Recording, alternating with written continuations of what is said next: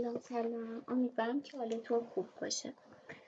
امروز با هم میخوام یکی دیگه از حسابهای پسندازی که شما میتونید باهاش وام مسکن بگیرید ولی وام مسکنش از COL بیشتره رو بررسی کنیم.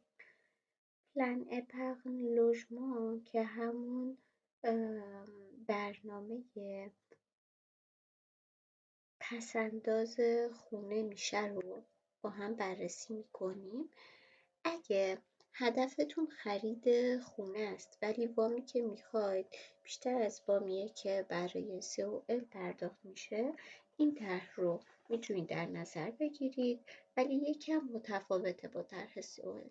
اینکه شما تا 4 سال نمیتونید از به پولتون دست بزنید، وگرنه از اون حق وام مسکنتون رو شرایط مختلفی داره. اگه قبل از 3 سال باشه که نرخ بهره اون چند سال رو بهتون پرداخت میکنن، ولی حق مسکنتون رو نمیگیرید. اگه 2 سال باشه، کمتر از 2 سال باشه، هم نرخ بهره‌ای که چون سال جمع کردید هم وام مسکنتون میپره. حالا این طرح برای خرید مسکنه، همونطور که گفته شد هدفش اینه که وام بده به افرادی که این حساب رو حداقل برای 4 سال دارند و تو این حساب سرمایه گذاری کرد، یعنی پولشون رو پس انداز کردن.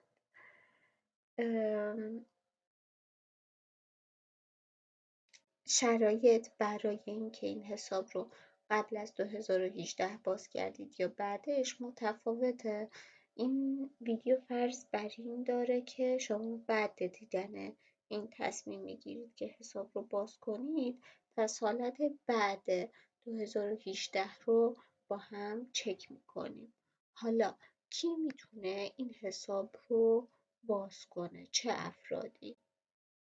خب مسلما هر کسی که به سن قانونی رسیده باشه، توی فرانسه اقامت بکنه یا ملیت داشته باشه میتونه درخواست بده. حتما ملیت مهم نیست، شما میتونید دانشجو باشید، اینجا کارت اوفیتون اومده باشه و یا تیتر دو سژورتون باشه، میتونید باهاش درخواست بدید، هیچ مشکلی نیست. یا اینکه اگه تحت حمایت قانونی و سرپرستی کسی هستید، ایشون هم میتونه براتون این حساب رو باز کنه. فقط این نکته رو باید در نظر داشته باشید که POL برای افراد فیزیکی، افراد حقیقی باز میشه و برای مؤسسات و یا NGO ها قابل باز شدن نیست. حالا چجوری میشه POL رو باز کرد؟ شما میتونید POL رو توی هر بانکی باز کنید، فقط اگه COL رو، یعنی حساب پسنداز مسکن رو توی بانک دیگه ای دارید، میتونید فقط تو همون بانک POL رو باز کنید و نمیشه که COL توی بانکی باشه، POL توی بانک دیگه باشه. هر دوی COL و POL باید توی یه بانک باشن و برای باز کردن POL باید قرارداد امضای قرارداد رو به صورت کتبی امضا کنید. گاهی بانک براتون قرارداد رو میفرسته، شما میتونید آنلاین هم امضا کنید، هیچ مشکلی پیش نمیاد. اگه بانکتون خیلی دورتر از شهریه که هستید. آیا امکان باز کردن چند تا POL وجود داره؟ خیر، متاسفانه مثل حسابهای قبلی فقط میتونید یه دونه POL داشته باشید، ولی افراد مختلف خانواده میتونن POL داشته باشن و این مهمه که هر فرد خانواده حداکثر یه دونه POL داشته باشه. آیا میتونیم حساب POL رو با حسابهای دیگه ترکیب کنیم؟ بله، میتونید POL رو با سایر حسابهای پسنداز مثل دفترچه آ، توسعه پایدار و همبستگی یا پسنداز محبوب و غیره ترکیب کنید. هیچ محدودیتی نیست. ولی این نکته رو باید در نظر داشته باشید که اگه COL تون یعنی حساب پسنداز مسکن دارید، باید تو اون بانکی که COL دارید POL هم بسازید. یه بانک دیگه نمیشه.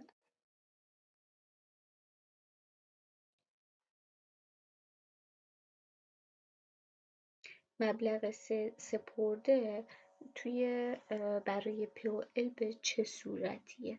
سپرده اولیه وقتی که از بانک میخواید این حساب رو براتون باز کنه، از شما میخواد که 225 یورو رو توی این حساب بذارید و این مبلغ رو شما میتونید به صورت حواله، چک یا اگه بانک نقدی هم قبول میکنه به صورت نقدی هم واریز کنید.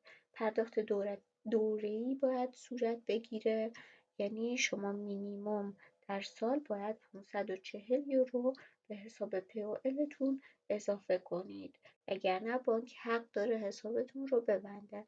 شما میتونید یه پرداخت سالانه انجام بدید، اما میتونید پرداخت ماهانه، 3 ماهه یا 6 ماهه هم انجام بدید که این رو روز اول قرارداد مشخص میکنه.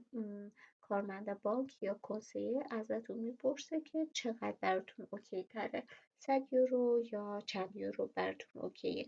نباید در هر ماه کمتر از 45 یورو به حسابتون ریخته بشه. توی 3 ماه 135 یورو حداقل مبلغیه که باید به حساب واریز بشه و توی 6 ماه 270 یورو باید به حسابتون واریز بشه. میتونید از هم موقعی که قرارداد رو مینویسید از بانک بخواید که اتوماتیک واریز بکنه خودش این مبلغ رو از حساب عادیتون به حساب POL تون، که در هر صورت بانک میتونه به صورت نقدی، سپرده نقدی، چک یا از طریق حواله بیاد این مبلغ رو قبول بکنه. توجه داشته باشید که در صورت رعایت نکردن این مبالغ، گفتم بانک حق داره حسابتون رو ببنده. علاوه بر پرداخت دولتی میتونید خودتون اگه خواستید پرداخت‌های دیگه‌ای که بهش میگن پرداخت استثنا هم به این حساب انجام بدید. مقدار این پرداخت‌ها فقط نباید بیشتر از سقف POL باشه. ماکسیمومش چقدره؟ ماکسیموم شما میتونید 61,200 یورو توی این حساب داشته باشید و بهره نباید از این سقف تجاوز بکنه. حتما این حساب نرخ بهره و نرخ مالیات هم داره که نرخ بهره رو اول چک میکنید. اگه حسابتون رو بعد 1 ژانویه 2024 باز کردید، نرخ بهره‌ای که به حسابتون تعلق میگیره 2.25. اگه از 1 ژانویه 2023 تا یا 31 دسامبر باز شده 2%. این نرخ‌ها ثابته تا آخر 10 سال تغییر نمیکنه. اگه از 1 اوت 2016 تا 31 دسامبر 2022 حساب باز شده 1% نرخ بهره بهش تعلق میگیره. سود رو هر 2 هفته محاسبه میکنند و مثل حالتهای قبل سود 2 هفته اول، اولین روز تا 16 محاسبه میشه، از 16 به بعد میاد 1 محاسبه میشه و سود قابل سرمایه گذاریه به این معنی که 31 دسامبر هر سال بهره به سودی که قبلا پسنداز شده اضافه میشه، ولی قبل اینکه اضافه بشه نرخ مالیات ازش کم میشه. حالا نرخ مالیات چقدر؟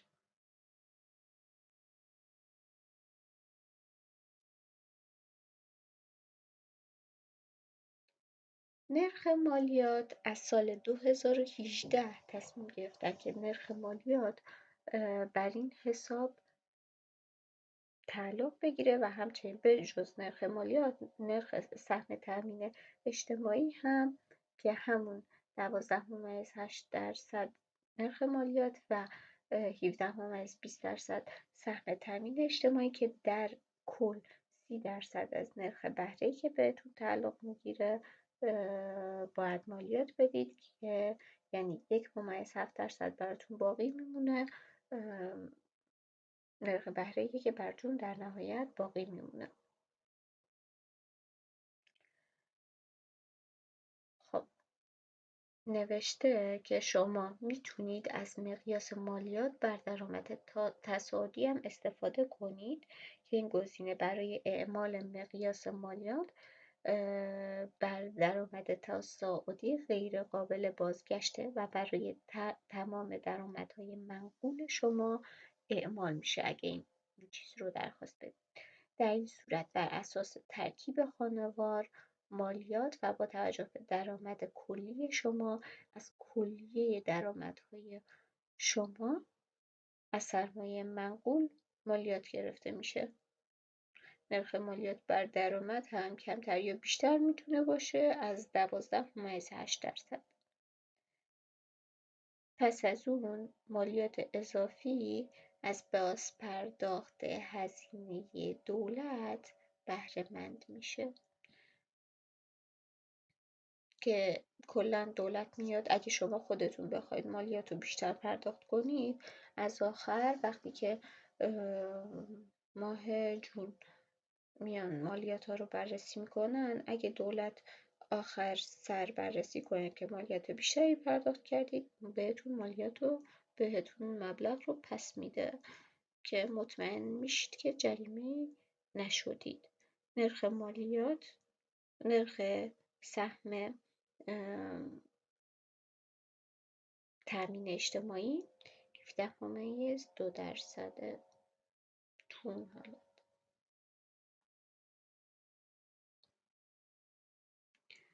و باید بدونیم که بانک هر ساله یه بیانیه به شما میده که میزان سود تولید شده توسط POL و میزان مبلغی که به صورت مالیات بر درآمد و مالیاتی که بر سهم تامین اجتماعی پرداخت شده چقدره، اونو باید براتون بانک مشخص کنه هر سال. حالا مدت زمان POL چقدر؟ POL مینیمومش 4 ساله است، این 4 سال نباید پولتون رو دست بزنید و حد اکثر تا 10 سال میتونید این زمان POL باشه. بانک باید 1 ماه قبل سررسید به شما اطلاع بده و تا 5 روز کاری شما وقت دارید که به بانک پاسخ بدید و که میخواید طرح رو تمدید کنید یا نه. پس از تاریخ سررسید دیگه نمیتونید به POL هیچ پرداختی انتقال وجهی صورت بگیره، ولی به مدت 5 سال سودتون محاسبه میشه، سودی که تولید شده رو براتون محاسبه میکنن. پس از 5 سال پس از سررسید POL به طور خودکار اگه به بانک بگید که دیگه نمیخواید طرح رو تمدید کنید به سود پسنداز کلاسیک تبدیل میشه، ولی نرخش اون 2% نمیمونه. بانک خودش تصمیم میگیره که میخواد نرخش 2% باشه یا نرخش بیشتر باشه. پس نرخی که زمان بستن قرارداد به POL بوده بعد اینکه 5 سال گذشت و شما نخواستید POL رو نگه بدارید و ترجیح دادید پسنداز کلاسیک باشه، میتونه بیشتر از 2% باشه یا کمتر از 2%.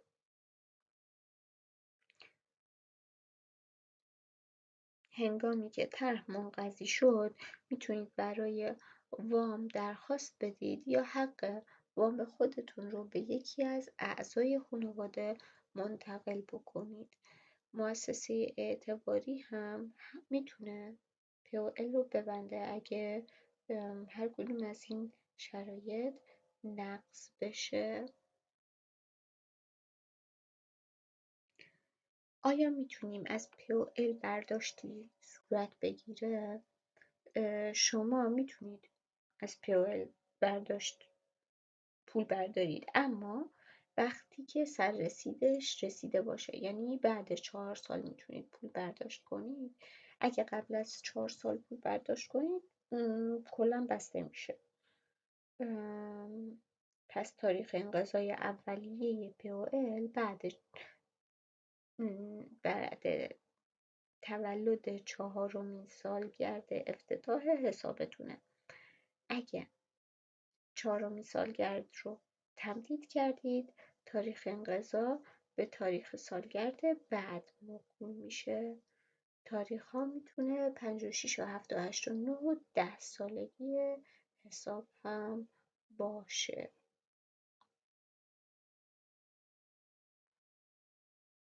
حالا اگه بخواید زود هنگام پولتون رو بردارید چی میشه؟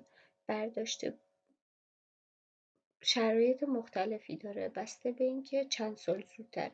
اگه قبل از 2 سال باشه که سود با نرخ COL در تاریخ بسته شدن محاسبه میشه، نه با سود POL، و مجددا محاسبه میشه، ولی شما نمیتونید وام مسکن بگیرید. اگه بین 2 تا 3 سال باشه سود POL حفظ میشه، ولی نمیتونید از وام مسکن بهره بگیرید. اگه بین 3 تا 4 سال باشه بعد اینکه بستید سود به مدت 3 سال حفظ میشه، ولی نمیتونید حداکثر مبلغ وام رو برای مسکن داشته باشید. اگه بعد 4 سال ببندید چی میشه؟ بعد 4 سال منجر به جریمه نمیشه و شما حقوق وامتون رو به مدت 1 سال خواهید داشت. یعنی میتونید حق دارید تا 1 سال درخواست وام مسکن بدید.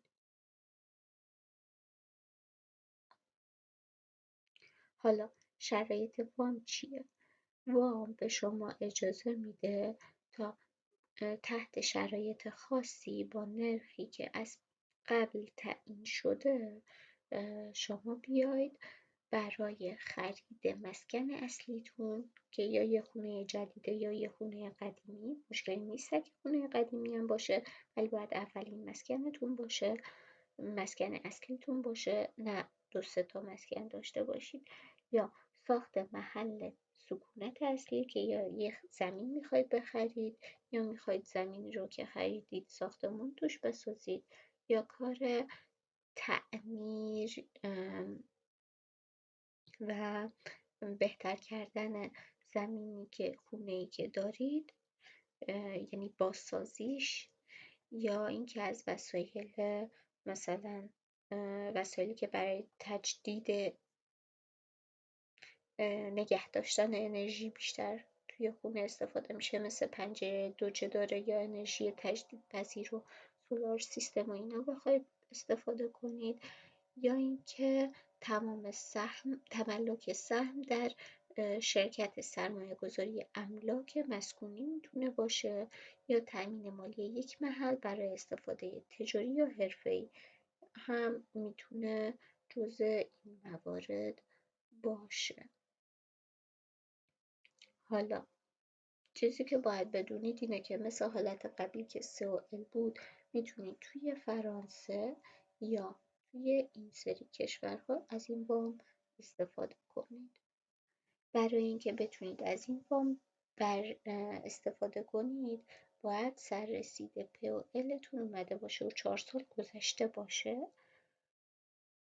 مبلغ وام بسته به طرح و زمانش متفاوته و حداکثر ماکسیموم تا 92,000 وام میدن، ولی نرخ بهره‌ای که برای وام هست میتونه اگه 1 ژانویه حساب رو باز کردید 3.45 باشه، اگه 1 ژانویه 2023 تا 31 دسامبر 2023 3.2 میتونه باشه، اگه 2016 تا 31 دسامبر 2022 2.2% هستش و شما میتونید حق وام خودتون رو به یکی از اعضای خانواده منتقل کنید، به شرطی که اونم دارای POL باشه و هر دو تا POL منقضی شده باشد.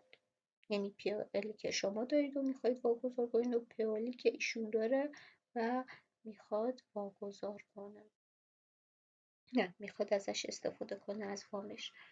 به این ترتیب در صورتی که هر دو تا طرح منقضی بشن، یعنی بعد 4 سال، یکی از افراد خانواده شما میتونه وام رو هم به شما منتقل کنه، یعنی طرح شما و طرح ایشون منقضی شده باشه، ایشون هم میتونه به شما وام رو منتقل کنه. شما میتونید این حقوق رو با حقوق خودتون ترکیب کنید و وام رو با مبلغ بیشتری دریافت کنید. در صورتی که دو تا طرح در یک بانک نباشن، وام توسط بانکی اعطا میشه که بیشترین میزان سود ازش کسب شده و اعضای خانواده شما هم میتونن حقوق وام رو، اعضای خانواده‌ای که شما میتونید حقوق وامتون رو بهشون واگذار کنید یا ازش بگیرید، یا همسر شماست یا فرزندتونه یا فرزند همسرتون، نوه شما یا نوه همسرتون، والدینتون یا والدین همسرتون، پدر بزرگ مادر بزرگتون یا پدر بزرگ مادر بزرگ همسرتون، برادر خواهر و همسراشون و برادر و خواهر و همسرای همسرتون.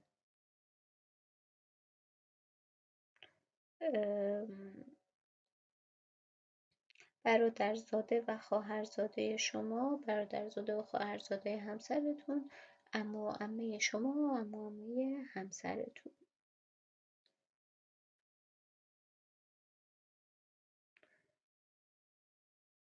آیا میتونید از پاداش دولتی استفاده کنید؟ بعد 2018 دیگه نمیتونید از پاداش دولتی استفاده کنید.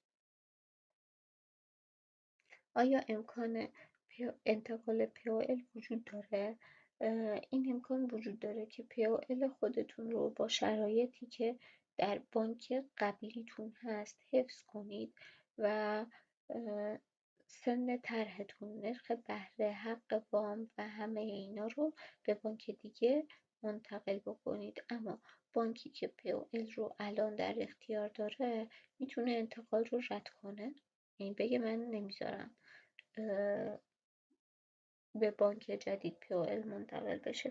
در این صورت باید POL قدیمی رو ببندید و با بانک جدید یا توی بانک جدید یه POL دیگه باز کنید.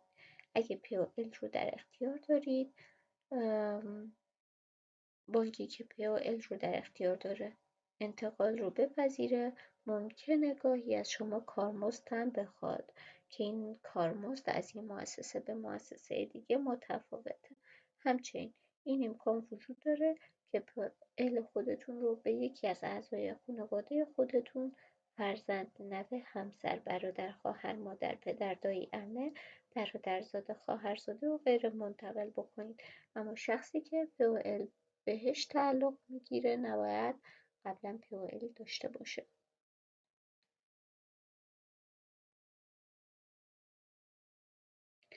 اگه کسی فوت کنه برای POLش چه اتفاقی میفته؟ این حالت در 2 حالتی که قبل 10 سال باشه POL یا بعد 10 سال متفاوته. اگه قبل 10 سال باشه کسی که مرده و POL داره طرحش بسته میشه، ولی وارث میتونه در صورتی که به مبلغ سقف نرسیده طرح رو در اختیار بگیره، تصاحب کنه.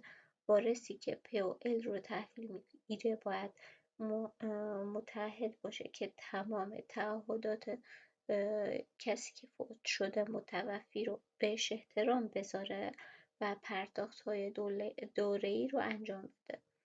و وارثی که قبل از فوت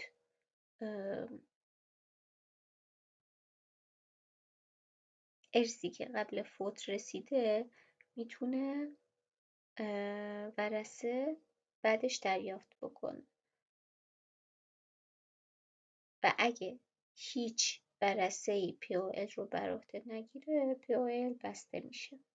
حالت بعدیش حالتیه که شخص فوت کرده و بعد 10 ساله. در این صورت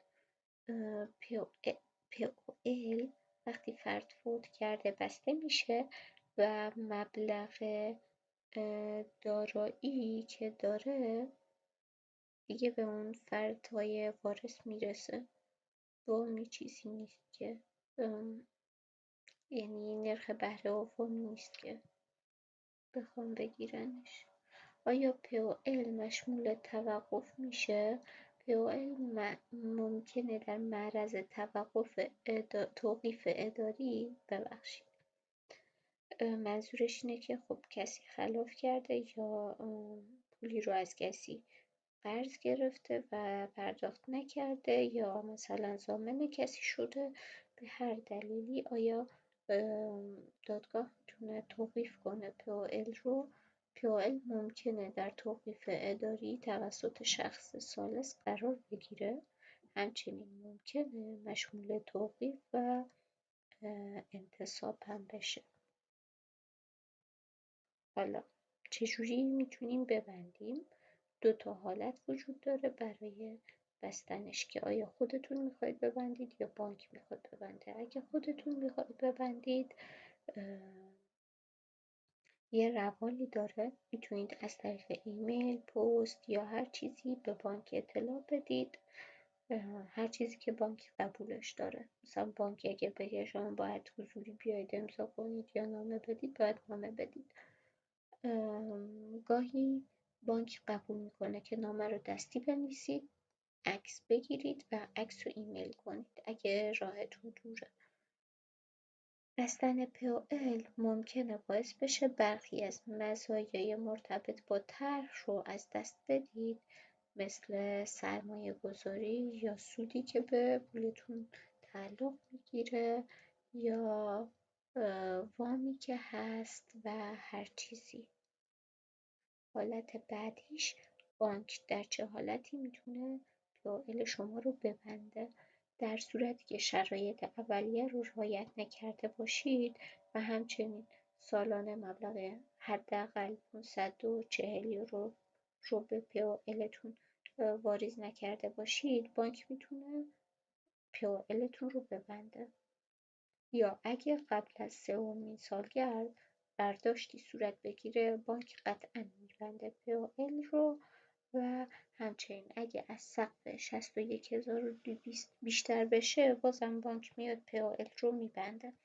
امیدوارم که اطلاعات مفیدی بوده باشه و اگه قصد خونه خریدن دارید براتون کامل و واضح بوده باشه. بازم اگه سوالی دارید بپرسید. روز